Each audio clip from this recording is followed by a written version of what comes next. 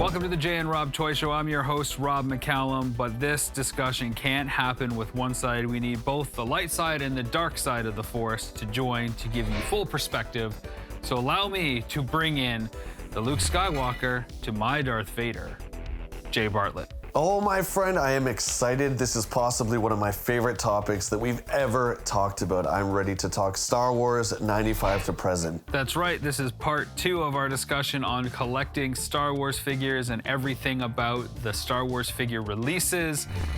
We're talking 95 to present, and there is a lot to dive into. Jay, what lines have come out since 1995? Most notably, of course, The Power of the Force 2, which kicked it all off in 95. Do you remember us getting the first few figures? And I believe I was in Toys R Us, and I was holding Luke, and he was a little bit buff, and the lightsaber was gigantic, and I just remember thinking, this is the perfect Luke Skywalker figure. I thought it was just so awesome. Of course, there's the Legacy Collection, there's the Expanded Universe Collection, there's the Black Series, there's the Vintage Collection. Oh, I could go on and on. Yeah, and then there's, of course, every movie line had its own set of figures that blended with some of the other lines that were going out there as almost subsets. There is a lot of Star Wars. There was not a single year, probably not even a month where we didn't get like new figures or some sort of new release. But those 95 figures, man, it felt like Christmas. It felt like an awakening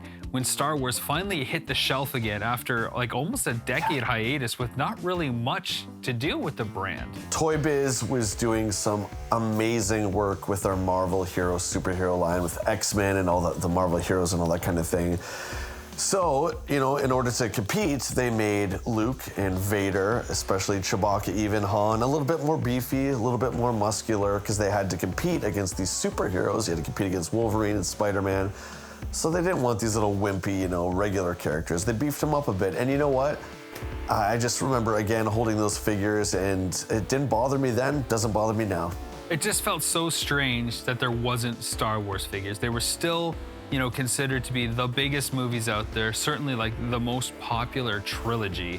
And now we're finally getting figures again after a long time, and it just felt so right. And there was no shortage of figures, there were no shortage of vehicles, there was no shortage of play sets. It was like, you want Star Wars? Here, have all the Star Wars you can handle. They did some amazing stuff in the first few years. You and I are huge fans of play sets, of course. They did the detention block. They did the bridge from the Death Star, Luke and Leia swing. They were, I guess, mini play sets, but they were so awesome. They did Luke's T-16 Skyhopper, which they'd never done before. There was just so many things. You could tell, like you just said, you want Star Wars, kids, here you go. On the collecting side though, Jay, was there much that came out that was hard to find, or in recent years been hard to reacquire from that 95 release? Of course, absolutely. By design, who knows? I remember the first figure that was difficult to get was from the second wave of Power of the Force 2, and that was Lando Calrissian from Bespin. He came with the wave that was Yoda and Boba Fett and him. There was only 3 in that wave. And actually, now that I'm thinking about it, Princess Leia was a little bit more difficult to get to, but I remember Lando was the one you could not find. That's so interesting that that character out of all of them was a hard one to find. What other figures stand out from those first 2 or 3 waves, I guess? Boba Fett wasn't too easy. You could find him, but he wasn't that easy. I remember a lot of the droids. R5-D4 was in, I think, when the card backs turned green, they started changing to reflect the years. I remember R5 was a little difficult to get. The Jawas were a little bit harder to get to because they were so well done. And this is not a knock against the Kenner designers at all, the original Kenner designers at all. But these figures really look like their on-screen counterparts. And of course, I remember one of the big selling points of that first line in 95 was you can now have a Tarkin figure. Because for whatever reason, there was no Tarkin figure from the original line, but now, Power of the Force 2, you could get Tarkin. Yep, you had a lot of character debuts, and that's where the line just really took off, in my opinion. It was great to get Luke again, and Han and all that, but when you saw characters you never saw before, like Tarkin, that was cool, because he's such a major character in the first Star Wars movie. And yeah, I still don't know why they didn't make them. Now, from 95 to 99, you got 4 years of action figures. And I mentioned 99 because that's when Phantom Menace comes out. And there's a lot of Star Wars figures that get released. The Ghost of Obi-Wan is a mail away, of course, that draws a lot of interest from fans. What other notable figures, looking back on those first 4 years of Star Wars collecting, should someone really go after if they're going to try to collect that era of Star Wars? Well, I'm not 100% sure if this one was in the first 4 years. I'm pretty sure, but it was the same white box mail away that you got, and it was the Bomar Monk. Now, for anyone who doesn't know the Bomar Monk, he's a very obscure character. He's this little guy, yeah, he's a monk that uses this spider to travel around in, and you see him for 2 seconds, like all these other great aliens in Jabba's palace. He runs out the front door when R2 and 3PO come in. He was one I recently acquired about 10 years ago. I never did get him on his first run, but man, is he cool. Phantom Menace comes out, Star Wars fever is crazy. If we thought we got a lot of Star Wars figures in 95 with the reintroduction of these toys and these popular characters, those pale in comparison to the number of figures that end up on card with Phantom Menace. Thinking from Phantom Menace, Jay, all the way to say 2008 or so, what are some of the staples and what is the flavor of collecting that's happening in those eras? Well, this is my first interaction with resellers. I remember the shelves of Toys R Us, Walmart's, all the retailers just stacked with that, the beautiful red card backs with Darth Maul that were the Phantom Menace that aren't worth too much today, but I remember going to Toys R Us. We went a bunch of times to get figures, and this is the first time I saw people grabbing multiples. And I'm not talking about one to open, one to display. I'm talking about just buying them thinking they're gonna get rich by hanging on to them or reselling them. And like you said, those figures are worth less now buying them on card even 20 plus years later, but there's still a few gems. And I remember Darth Sidious being one of the characters that comes out at a later wave, was pretty hard to get. I remember Anakin Skywalker as a Padawan Jedi being one that was hard to get. And of course, Sio Bibble, while not an expensive carded figure, certainly rare in our parts. So there are some gems to collect, especially in that Phantom Menace line. And what's great about characters like Sio Bibble is in Canada, for whatever reason, we tend not to get the later waves. We'll get the first couple waves, no problem.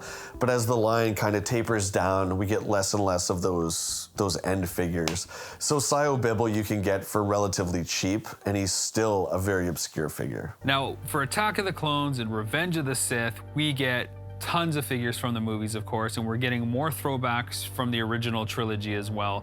But what really strikes me now for collecting those figures are those exclusives. The Comic-Con exclusives, the Celebration exclusives. Those are the figures every year that seem to draw the most discussion amongst fans. Yeah, absolutely. My first interaction with anything from a con was the George Lucas X-Wing Rebel pilot figure that was in the Attack of the Clones style packaging, which I still have today. I got it off eBay because I didn't go to that celebration. That was one of the very first ones from 2002.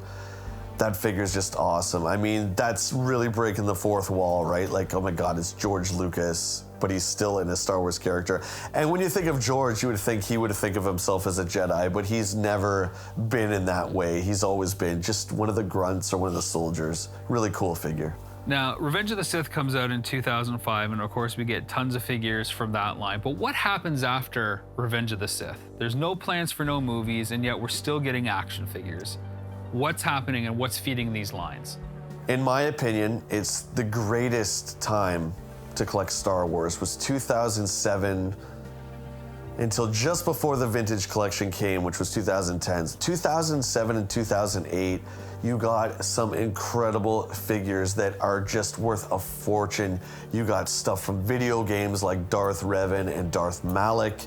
You got obscure characters like the little mining droid from Mustafar that Anakin balances on at the end. I can't remember his name. You just got awesome, awesome stuff. Padme in her wedding dress, just characters that are very obscure, but that I just find so fascinating that they made a sculpt for. Now, you said that they fetch a lot of money nowadays. Is that because you think that they came out when the media wasn't around and it was really only for the collector? So if you didn't get it then, that's it and you're out of luck? Or did they just print less of them? Well, I don't have a for sure answer for that particular question. I do have kind of an idea. If you look at a character like Darth Revan, who was the main protagonist in the Knights of the Old Republic video games, he's always been a fan favorite. He's always been a character that when they bring out something for Darth Revan, it's always in low quantities, and I think they do it on purpose because they know everyone wants him. He's always been a special case where anything that comes out Revan is always worth a ton and always goes up in value. Now, I'm jumping ahead here, and I'm sure I'm glossing over some stuff, but I gotta get to what is hot nowadays. We have the Vintage Collection, and we have the Black Series. Now, the Vintage Collection has been going around for some time, and when the Black Series came out, it took everybody by storm. Jay, what are your thoughts on both the Vintage Collection and the Black Series? Oh, my friend, those are two fantastic lines. The Black Series, of course, started off as 3.75-inch regular Star Wars size and grew to 6-inch, I believe, around 2014, 2015, around Force Awakens time. The Vintage Collection is my all-time favorite toy line to collect for. Again, we talked about vintage Kenner card backs, and it's my favorite toy artistry. I'm in love with it. And most times, the card back is more important to me than the actual figure it comes with. The Vintage Collection started in 2010 and is still going strong. It's actually been out for so long now that they're reissuing characters like Peasant Anakin has been re-released this year, TIE Fighter pilot from Return of the Jedi. It's really cool to see that.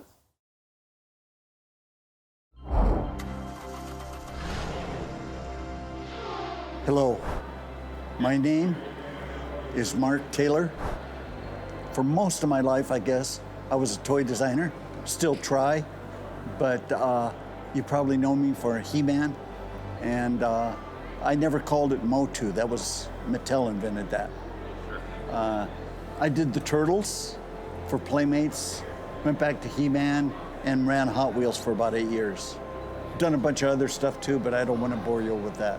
Action figures are probably so important that I think we miss them now when they're not real strong. I think they've been around since Neanderthal days. I think little boys put together heroes out of rocks and clay and played with them and it's more important than playing with them.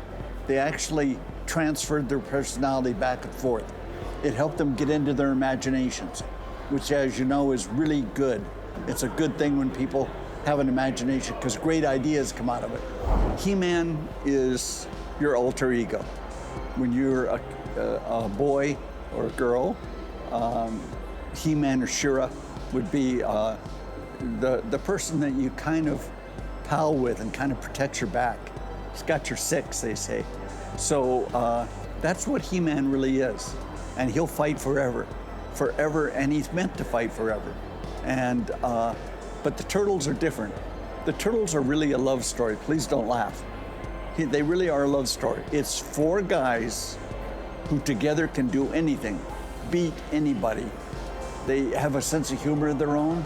They relate to each other in their own way. And Splinter is the brain. Carl Aronian was the marketing guy. And we showed the Turtles, and right away they identified him because they knew the underground comic that Peter Laird and Kevin Eastman had worked on. So they right away said, look, they've got toys that look just like the figures. And everybody, all the kids always got figures, got the Turtles right away. It was the trade. In other words, the buyers, the people that represent the big toy companies. They'd come in, they'd go, I don't get it. It's a Teenage Mutant Ninja Turtles. Who cares? It's completely out of date. It doesn't make any sense at all. And that's why I was saying before, I was persistent. You couldn't, one thing about me, it's my heritage. Once I decide I'm gonna do something, I either do it or the person can knock me out. But one of two things is gonna happen. If I'm conscious, I'm gonna do it. Now, what I love both about the Vintage Collection and the Black Series, You don't have to be into Star Wars to appreciate these figures. I'm not a Star Wars collector. I'll say it a million times every day if asked. But even I have figures from both the vintage collection and the Black Series because they are that damn good. They are so cool. The sculpts are awesome. And the deep cut characters that you get are just like, yeah, that's like my favorite scene. And they never made that version of Han, or they never had that version of Luke. And now I can have it. It's great. And it's almost like when the figures came out in '95, because it's a fresh way to start at the beginning again without having to go back and dig or pay extra money on the secondary market. You can get in on the ground floor. And like you said, they're even reissuing some of the early stuff. So it's always evergreen with both of those runs. Yeah, the Black Series started out as more of an elite collection. So they didn't have, I don't want to say the childish card backs, I don't know how to describe it. They didn't have the regular card style, which often characterized Vader and Obi-Wan in kind of a cartoon depiction. The Black Series was straight to the point. Big open window with the figure and just the name of the figure and a kind of a black and white print of the figure's face you could barely see. That line is definitely marketed towards adults, and you can see it in all the presentation. Now, Jay, we can't talk toys without talking collecting. So when it comes to the vintage collection, what are the top 2 toys do you think when it comes to collectability and rareness? And what is the story behind those 2 figures in particular? Great question, my brother. Off the top of my head, I'm gonna say Shae Vizsla, who is a bounty hunter that appeared in the Old Republic video game, which is a game that came out by BioWare and Electronic Arts in 2011. She is, like I said, a bounty hunter character.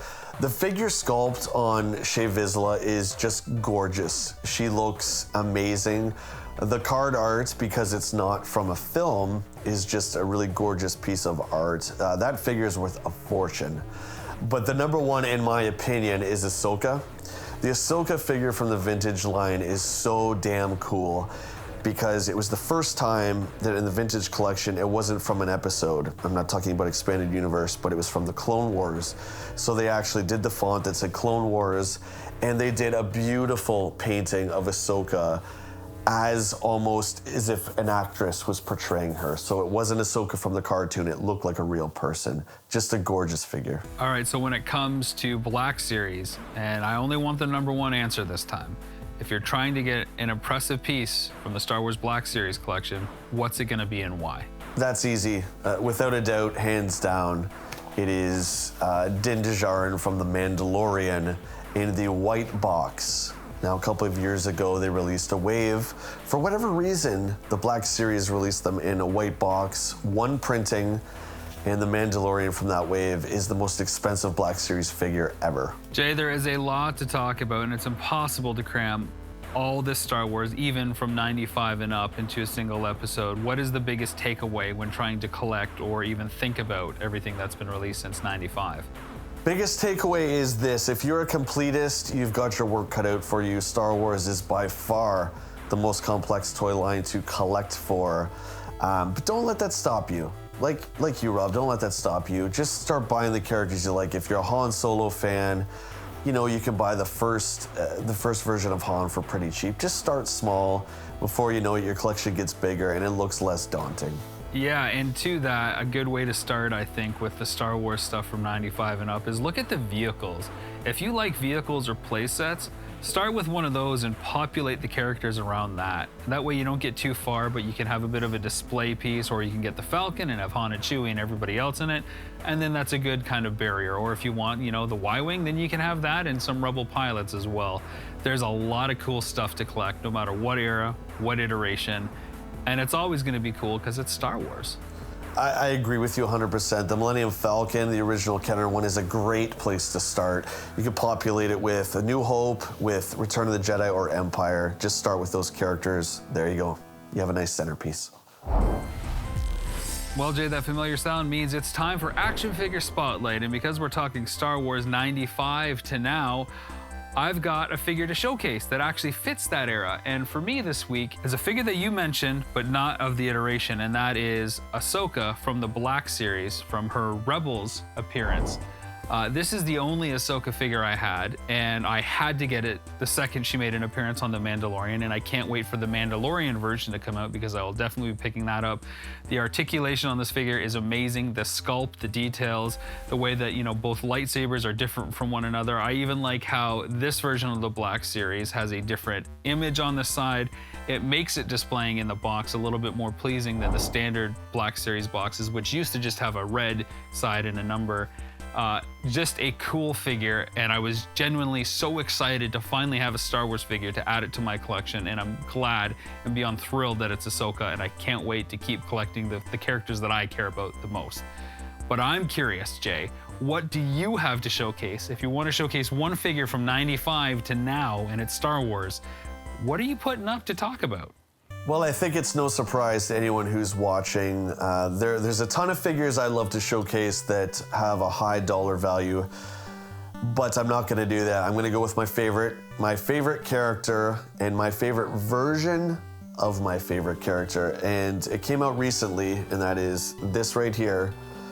This is from the Vintage Collection, 2020 Jedi Knight Luke Skywalker. This is my favorite version of Luke from the beginning of Return of the Jedi when he rescues Han without the glove because he still has his hand intact.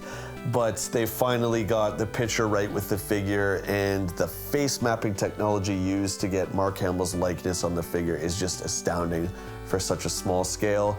You get the blaster and of course the lightsaber that he puts inside R2. Hands down, it's my favorite action figure of all time. That is a bold statement, my friend. I know it is, but it's true, man. You know that. That'll do it for another episode of the Jay and Rob Toy Show. Jay, we've been talking a lot of Star Wars, and the big question I've got for you to end our episode is, what does Star Wars do differently for action figures going forward? What do they do differently? Well, in my opinion, because the price point is so high, their main line is Black Series, which is 30 Canadian dollars. What they have to do, in my opinion, is bring back a lot of those characters that aren't main characters. I want to see a lot of the droids that are off screen. I want to see a lot of the aliens that you only see for a few seconds. The reason they're not doing this, in my opinion, is because the cost of the figures now.